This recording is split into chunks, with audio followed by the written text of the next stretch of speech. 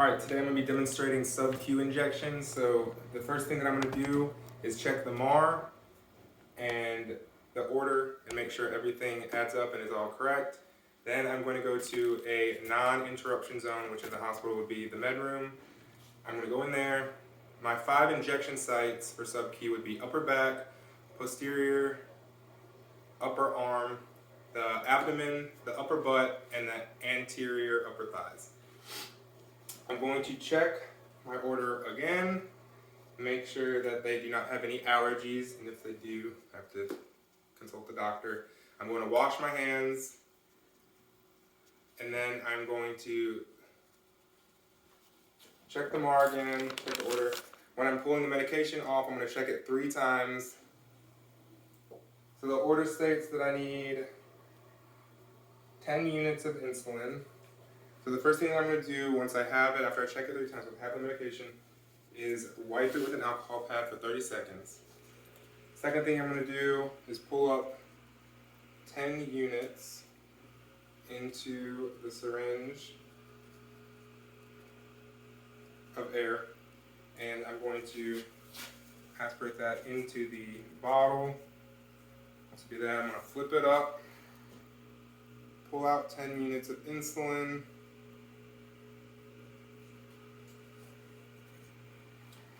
You scoop,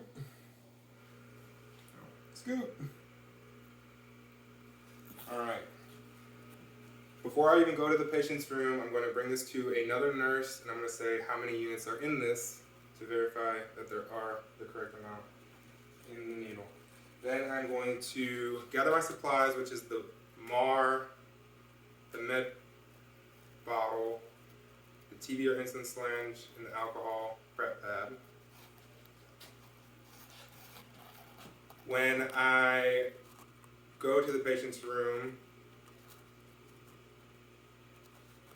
I'm going to knock on the door after I gather my stuff. I'm going to wash my hands, and I'm going to put on gloves. I'm going to ID the patient again to make sure that it's the right patient, I'm in the right room. I'm going to check the armband. I'm going to ask the patient to state their name, and I'm going to ask the patient to state their date of birth.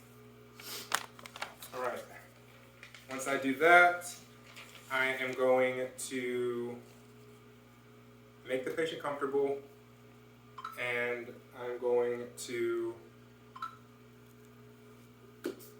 rotate the injection site to make sure that I'm not injecting in the same spot that I did that was previously injected.